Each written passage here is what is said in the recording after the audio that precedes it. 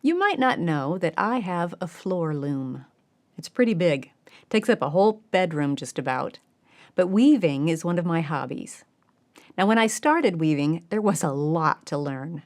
Not just about the weaving itself, but also about setting up the loom and measuring the yarn and getting the pattern right and all that's involved. It's a lot. And unfortunately, I picked up a bad habit in my technique. Every time I passed the yarn through and got ready to beat it into position, I would stop and fiddle with the edge, the selvage. Now, after about a year, I was able to take some classes, and that's when I realized that what I was doing was not the best. In fact, it was going to hinder me from developing a rhythm to my weaving. I needed to correct that bad habit. It's hard to break habits, isn't it? It would have been so much easier if I had started with the right technique from the very beginning. Well, that's what I want to help you do with homeschooling the Charlotte Mason way. There is a great advantage to starting off with the right mindset and techniques from the very beginning. Let me give you some advice.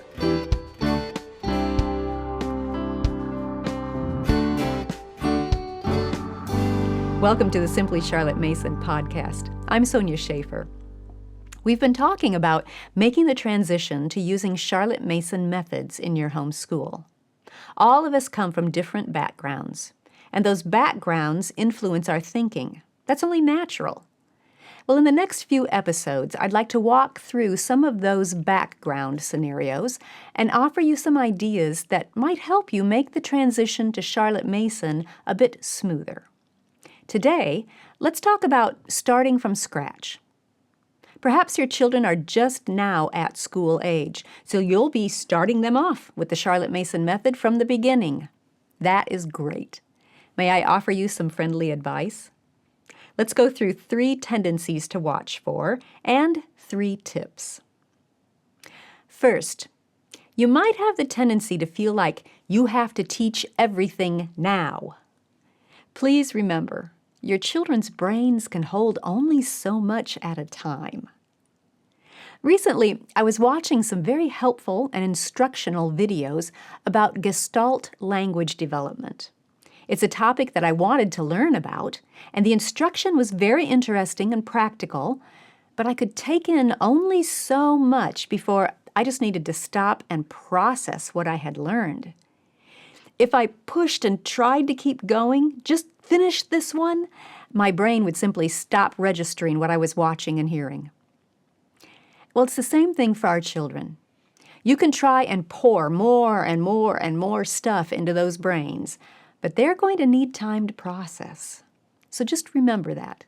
Don't think you need to teach everything right now this first year. A lot of the Charlotte Mason method is layer upon layer. You're going to lay a nice, smooth layer this year, and next year you're going to build upon it, and the next year you'll build upon that. Those small, constant touches are going to add up to something great. Here's a second tendency to watch for. Try not to grow discouraged when life happens. So many times when we start homeschooling, we have this perfect image in mind. This is what my homeschool is going to look like. Well, those are good ideals, and by all means, hold on to them. But at the same time, you need to learn how to flex with life. Maybe life looks like your child isn't catching on as quickly as you thought she would in this certain subject. So you'll need to adjust, and that's fine. Or maybe life looks like, okay, you walk into the kitchen and find a big cold puddle of water in front of your refrigerator. Yeah, I remember that day. You just have to deal with life as it happens. One key to being able to stay in home educating over the long haul is to learn flexibility. You're going to need to flex with life as it happens. Homeschooling is a marathon, not a sprint. So take your time and do life with your children.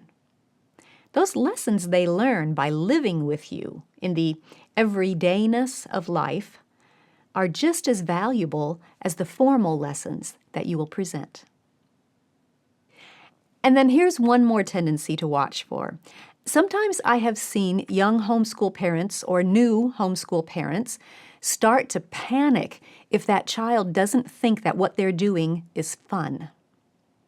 Now, we want our children to enjoy homeschooling, of course, but fun is not the sole criteria, nor the most important criteria for our lessons.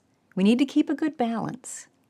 Now, of course, be careful that you don't push or frustrate the child or require him to do something he cannot do. Teach the child.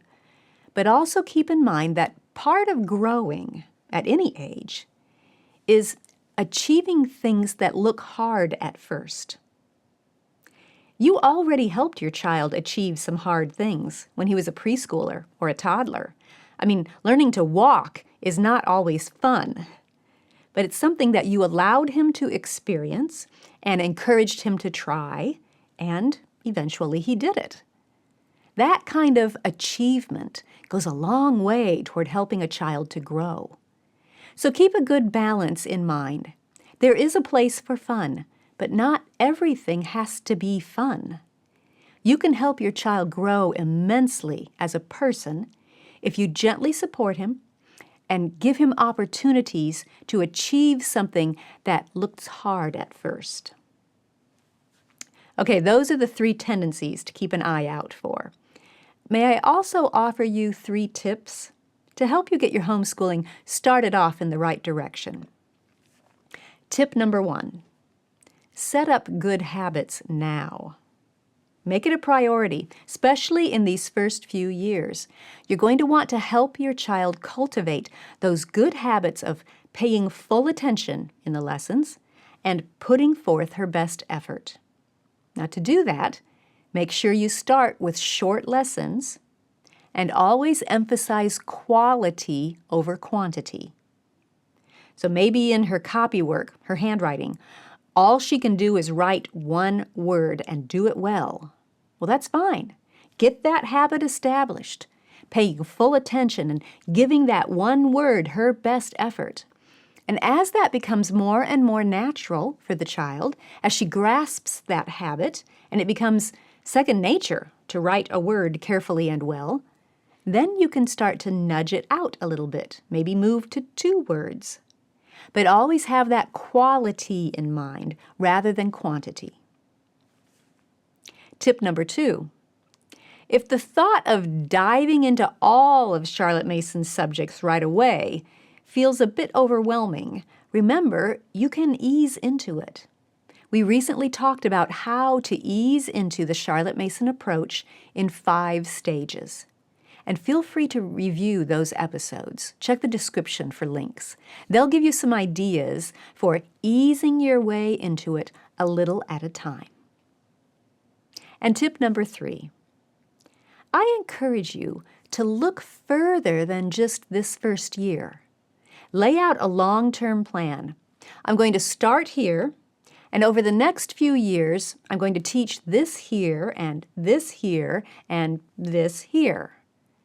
You see, that's going to help you stay on track and not panic when you start talking to some of your other homeschool friends. And they say, "Oh, haven't you taught this yet?" Or, "Well, why aren't you doing this? I'm doing it. Shouldn't you be doing it too?"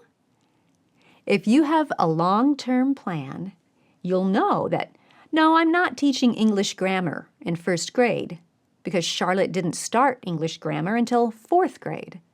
But you know that when you get to 4th grade, you will teach it. Having that long-term plan in mind will help you remember why you're doing what you're doing and when.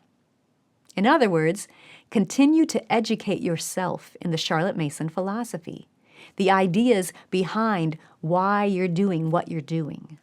That's going to help you stay the course. Keep reminding yourself of the why.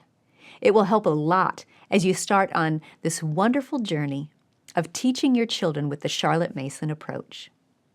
And by the way, if you have a preschooler or a kindergartner, check out Our Preschool Life. It's a great way to gently ease into the Charlotte Mason approach. I'll leave a link to that too. Next time, I want to give 3 tendencies and 3 tips for those who are coming out of a classroom setting, and starting a Charlotte Mason home school. Whether you are pulling your students out of the classroom or you're coming from one yourself, next time is for you. Thanks for joining me.